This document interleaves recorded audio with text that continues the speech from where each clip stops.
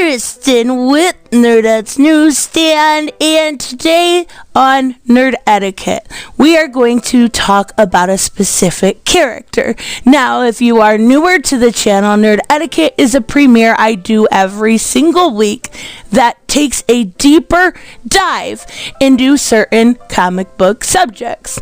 We get to talk in the comments below, and we get to discuss different factors, different tropes, and basically anything nerdy. They are usually a longer format video and a less edited, but I absolutely love being able to interact with each and every single one of you. And that's exactly what we're doing today. You know, Christmas was just here. We probably all got something maybe that we wanted for Christmas, maybe not, due to how 2020 has been. But I'm sure, at least for the most part, for our family, for our friends, we all at least put the effort in to do our best. And that sentiment just doesn't apply to the real world. One character now in particular has been through so much. Some of it was justified, of course. Some he was railroaded by the writers, Jeff Johns, you're saying, and some of it was his own dumb choices. But just recently, finally, we got a happy ending and no strings attached, no cruel irony thrown in. And that person is Superboy-Prime. And I know a lot of you may hate the little bastard, and I can't help it. I absolutely love him. And the thing about it is, he is such a tragic figure who keeps just making the wrong choices. But when you look at things from his point of view, which we are kind of supposed to do, and still keep in mind the hero's point of view, you cannot help but feel sorry for him. And it's important to remember that aspect. Now, to those of you who don't know who he is, let's start right at the beginning. But if you are new to the channel, make sure you hit that subscribe button. As always, hit like. Let me know in the comments below if you enjoy Superboy-Prime, if you think he is an entitled man baby, or if you think he is something else entirely. So, Superboy-Prime was introduced in DC Comics Presents... wait. Long before that, the idea of Earth Prime was introduced in the Flash 179 in 1968. Basically, Barry, using his cosmic treadmill, ends up on a world that is pretty much ours. Earth Prime is our Earth. No superheroes, no superpowers, no fictional countries, no Gotham, no advanced technology, beyond, of course, what is available at the time, and we are talking about 1968. Fortunately, he was able to get a simple replacement part from DC Comics editor Julius Schwartz before heading back to Earth 1. Now, I say there is no superheroes on Earth Prime, but that actually didn't last. In 1978, in Justice League of America number 153, Jerry Conway would introduce Ultra. And Ultra was the first superhero on Earth Prime, but then quickly headed to Earth 1 soon after. And also, apparently, a side note to Grant Morrison, Earth 33 is Earth Prime, where Ultra Comics actually exists. Not sure how that works exactly given what we've seen in Multiversity, but given Ultra is there, it's clear that was done intentionally. So let's head a little closer to the present. A decade after that, during Crisis on Infinite Earths, Elliot S, Maggin, and Curt Swan would write DC Comics Presents number 87 as part of the Superman Crisis crossover. Given how in the previous issue of DC Comics Present, he crossed over with Supergirl, which was her last appearance before her death during Crisis, they felt it was only natural to have Superman meet up with Superboy. If they were going to close things out on the Silver Age storylines and concepts, you might as well give us one last meeting, right? But the problem, and there is a problem, DC at that time had a strict time travel rule. If two versions of the same character existed in the same time, one version will then become a phantom. So using any past version of Superman was simply out of the question. So it was decided, why not go with Earth Prime? Now, Superboy-Prime's origins are much different than Superman's, right? So to avoid that whole rocket crash landing on Earth, since, we would never had one of those happen in the real world, it was decided that Jor-El sent Kal-El to Earth via teleportation. But he and Laura were delayed in joining him before then Krypton blew up.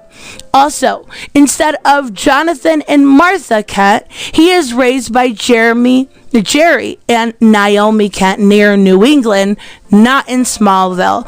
But we are talking pre-crisis Smallville, and that was not in Kansas. That actually didn't happen till post-crisis. They named him Clark Kent after Martha's maiden name, something post-crisis would also use. And they kind of did it reluctantly, knowing the whole Superman connection.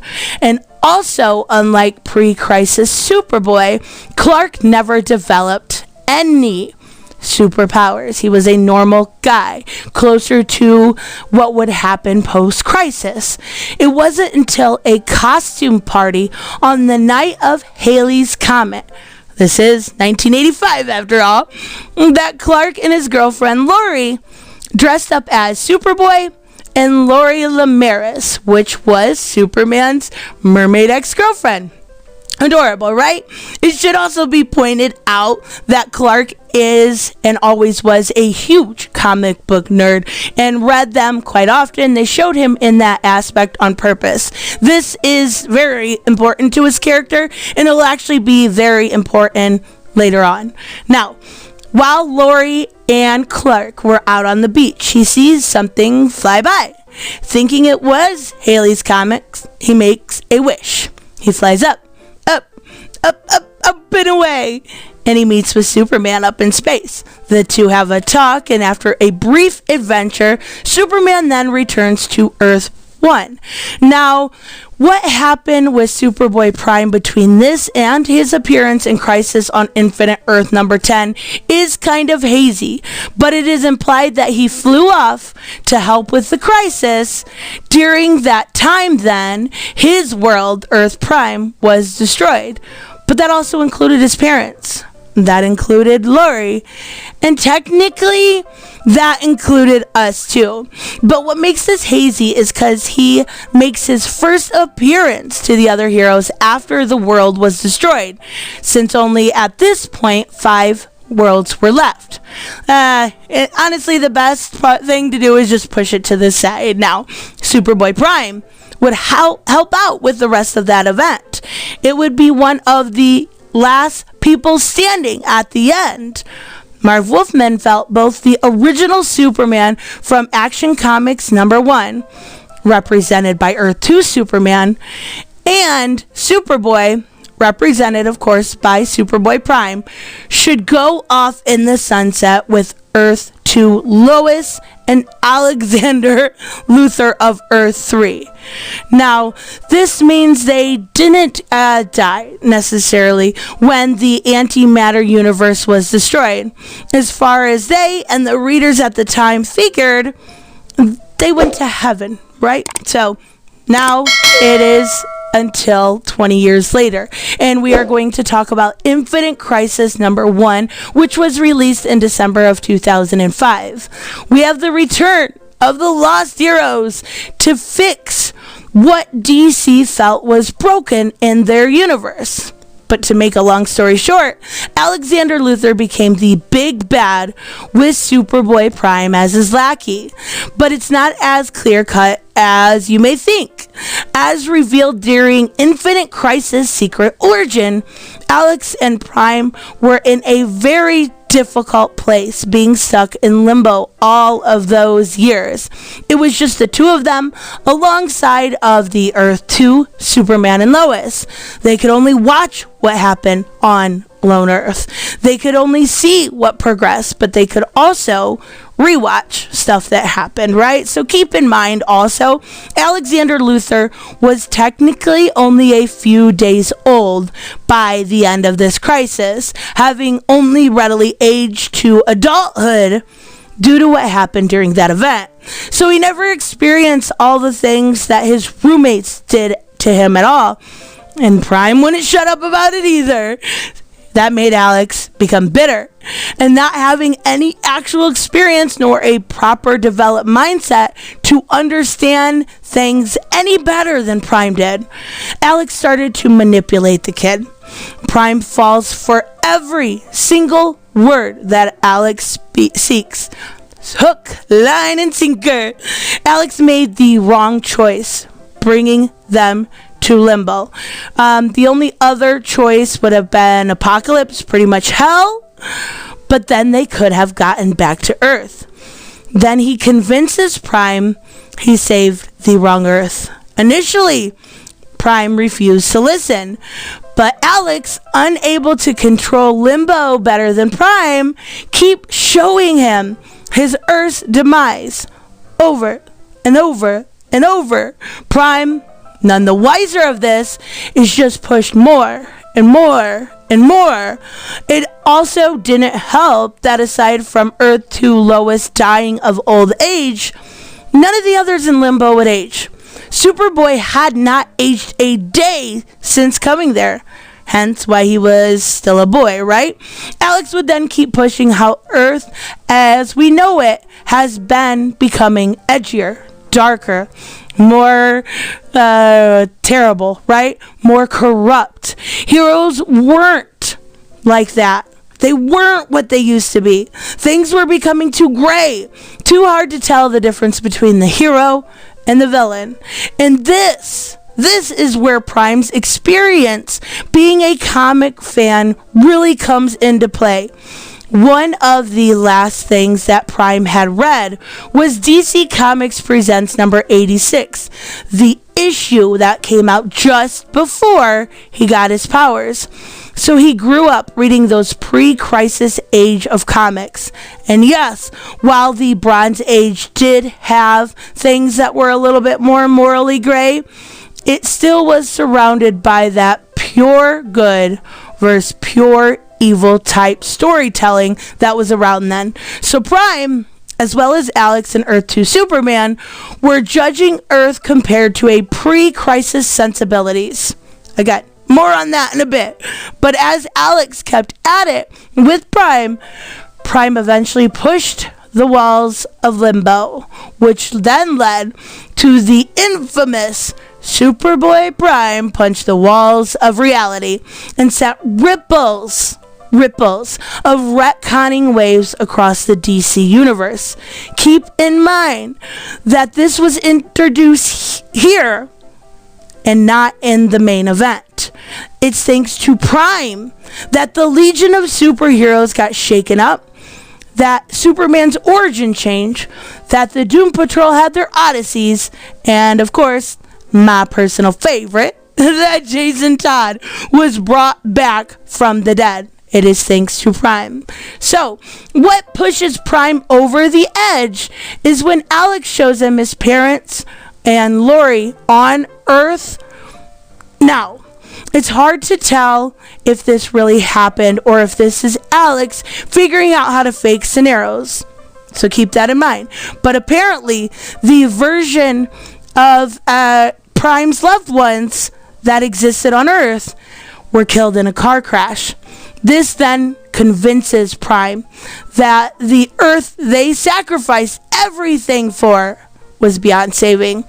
With one final punch and the help of Alex's own power, he is able to make a hole in limbo for the two to escape and then to manipulate events that lead up to Infinite Crisis. Now, they didn't shatter it, Earth to Superman would do that later.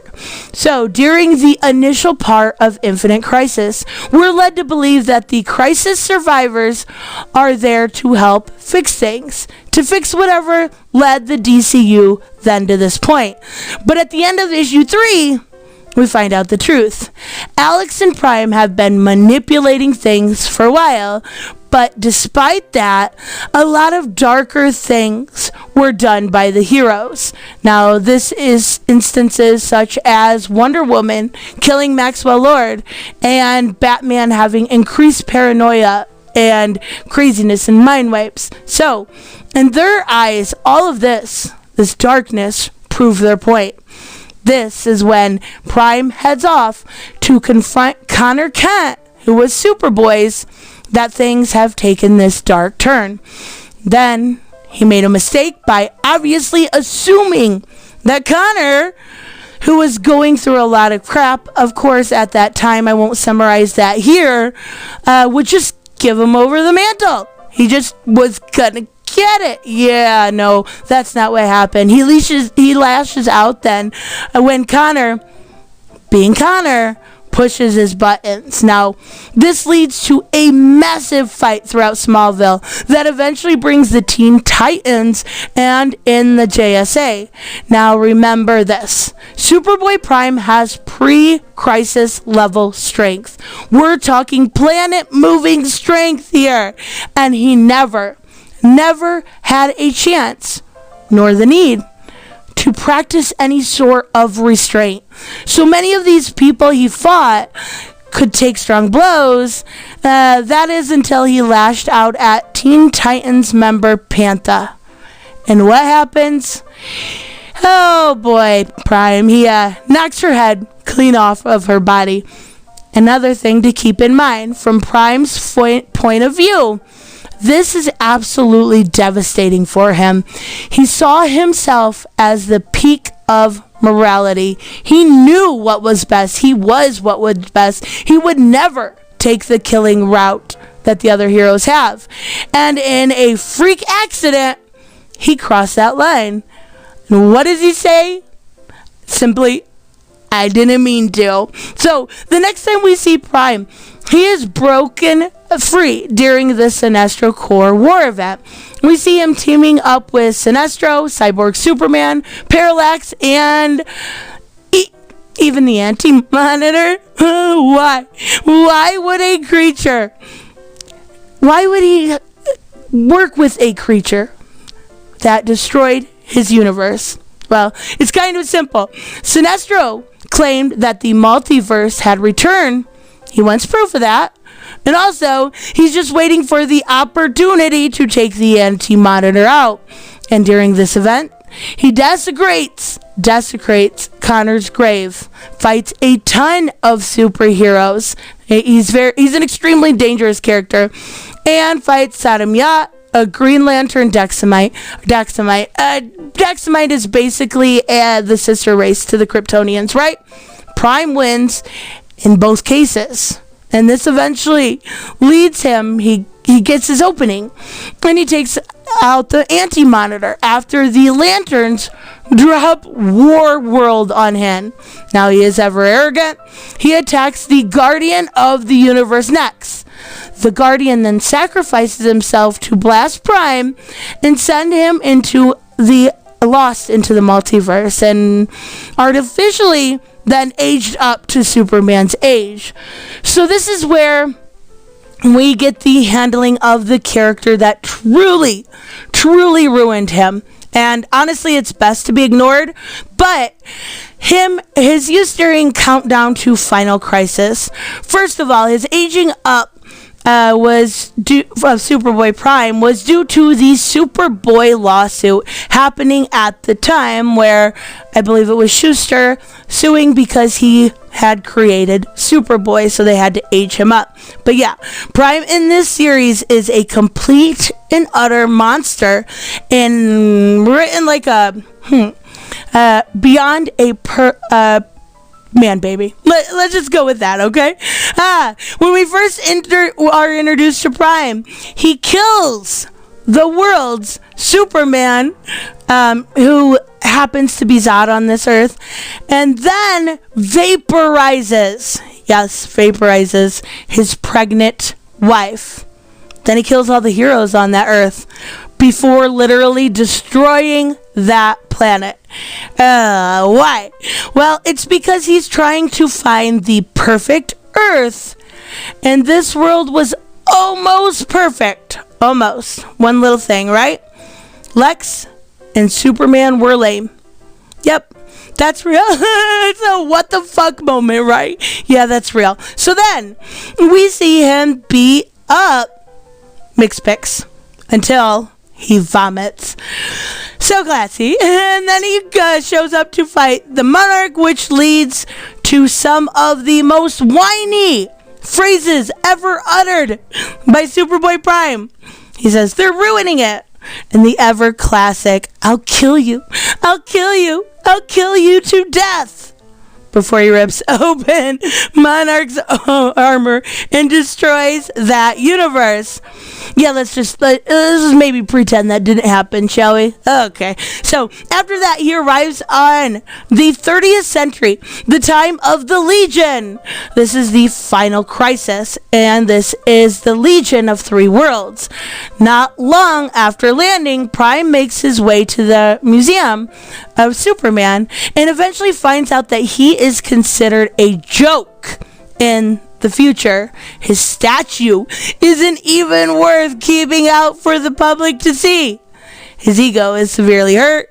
He lashes out then and decides to break out the Legion of Supervillains, where he finds out he inspired the Legion of Supervillains, just as Superman inspired the Legion of Superheroes. So this whole mini is one big massive fight that shakes up the status quo for the Legion team. So Prime is still a killer who doesn't care what he's doing so long as he gets the job done.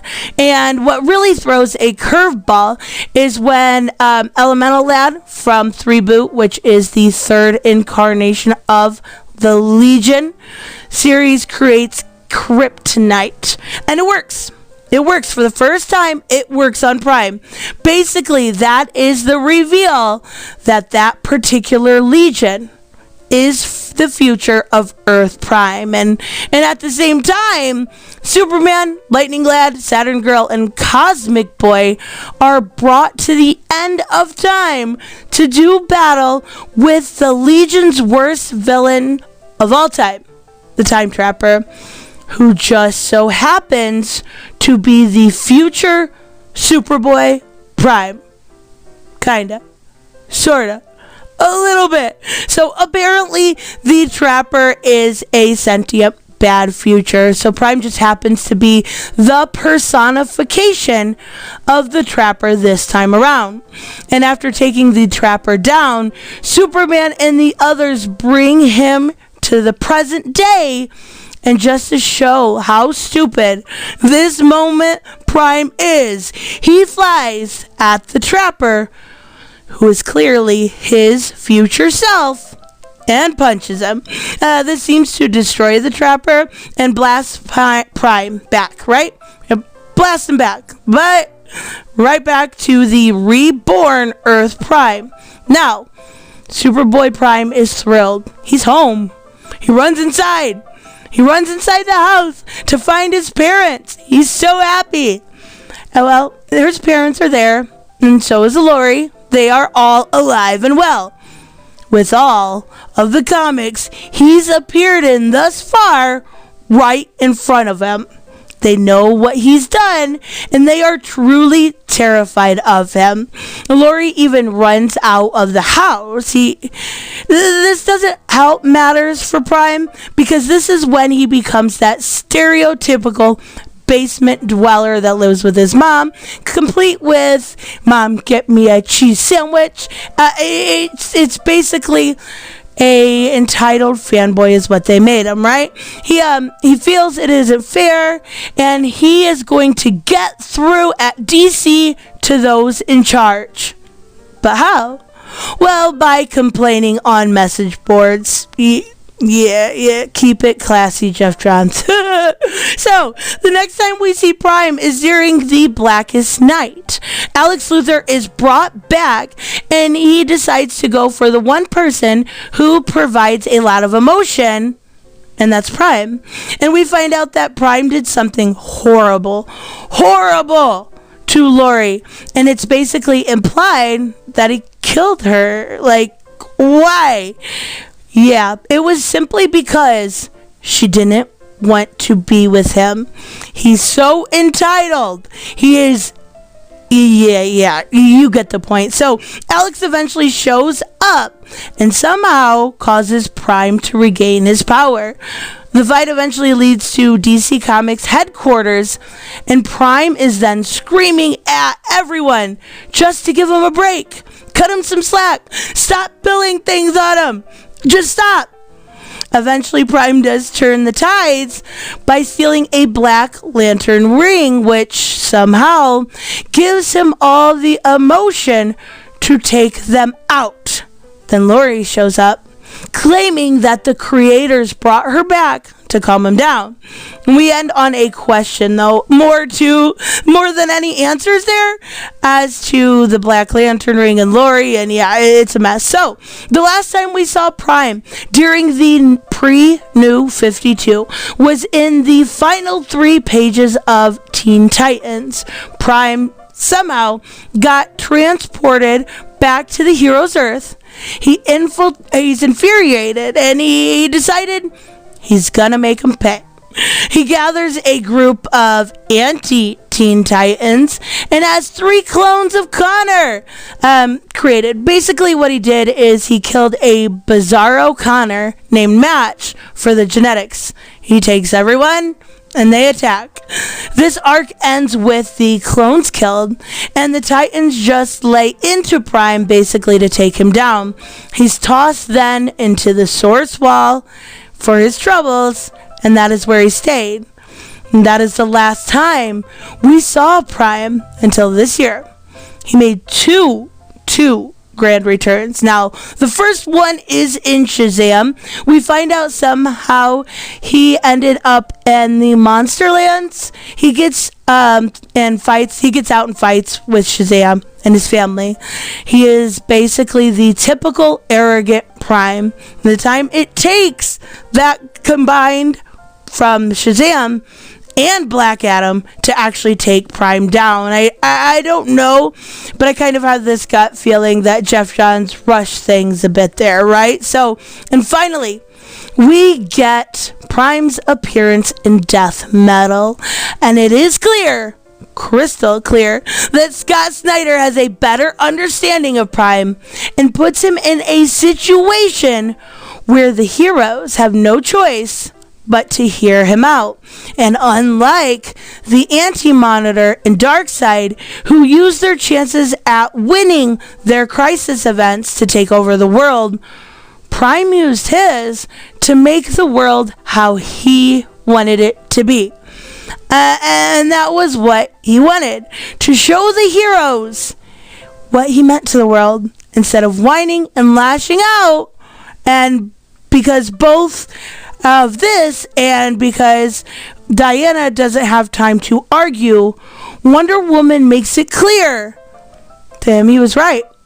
He was right. That things did used to be great. They were great. But they can be again. Now, this will lead us to the most recently released Death Metal Secret Origins.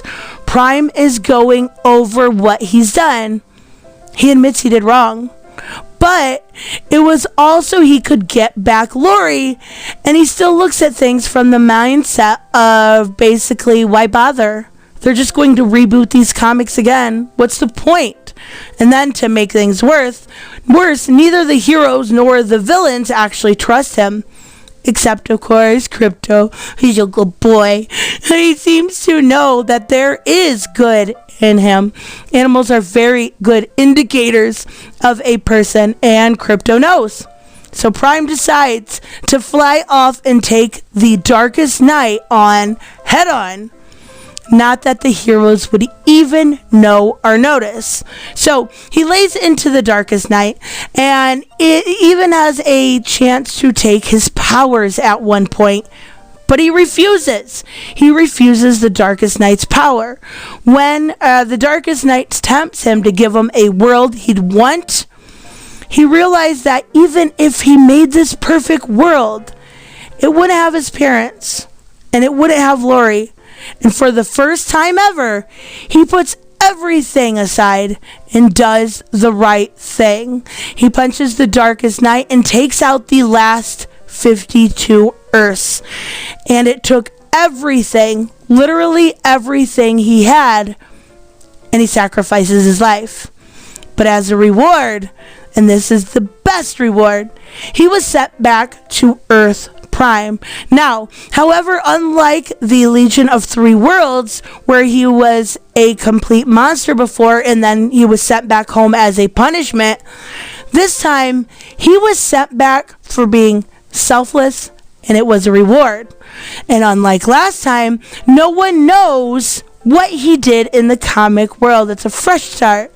He's there with a clean slate, and as we find out in the end, after he saves a kid who runs out in front of a car and he's about to become street pizza, he still has his power. Whether or not there's still Silver Age levels is unknown, but that doesn't matter. What matters is he finally got what he wanted. He finally got a happy ending. And most importantly, he finally got a creator who understood the issue and chose to write things more reasonably. But even after the entire origin of Superboy-Prime, what does this say about him?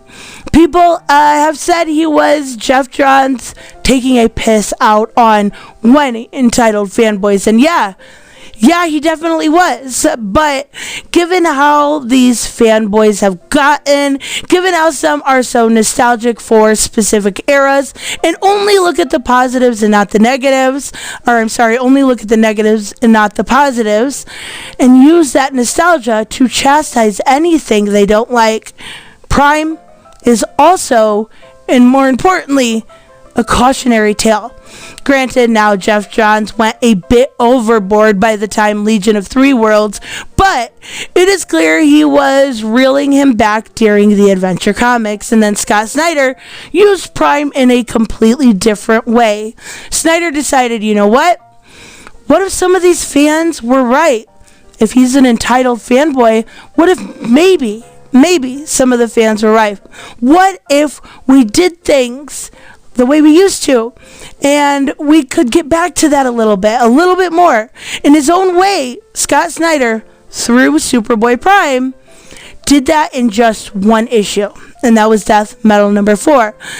And it took Jeff Johns 12 issues to do the exact same thing in Doomsday Clock, which was calling out of the mishandling of characters and giving a reminder of how they used to be, providing a wake-up call, and maybe a possibility of meeting in the middle and saving fans that have maybe left the comic book spectrum, right? I'm so glad Prime got a happy ending. I hope we do get a spin-off one day. I really, really do. And I hope it comes from Scott Snyder, to be honest with you. But if we don't, you may not agree with me, but I hope this is the last time we ever see of him. No returning things, no forcing him back into a different story or back into his old personality. Let him be happy. He learned his lesson. This is what he always wanted. He won't harm anyone again. Whether or not that stays that way, I think in a weird meta way, has to do with how DC Comics does with the entitled fanboys that they have, right? He's going to absolutely be that toxic fan always, but he got a happy ending. something he deserved. Maybe that means fans are going to get their happy ending with the Infinite Frontier. You just never know. But let me know, of course, what you guys think about this. I love diving into specific characters. I learn more every single time I do, and it's a good way of having a great conversation. So let me know, of course, what you guys think, and I will see you in the next one. Bye-bye. Hey guys, I want to give a huge shout out to my Patreon and subscribe stars. You guys literally make this channel possible. Huge thank you to Cage the Mick, Robert Mick Twiz, Black Knight Fool, Brucey, Chris Z, David L, David Rafford, Jeffrey Allen Carnes, Mighty Paws, Mike Buckner, Maizen Barbosa, Ruskar, Ryan Decker, Robert Hoffman, and Doc Holliday. You guys are absolutely amazing, and thank you so much for all your support. Don't forget on the way out to like as always if you enjoy the content and hit subscribe. And I will see you in the next one. Bye-bye.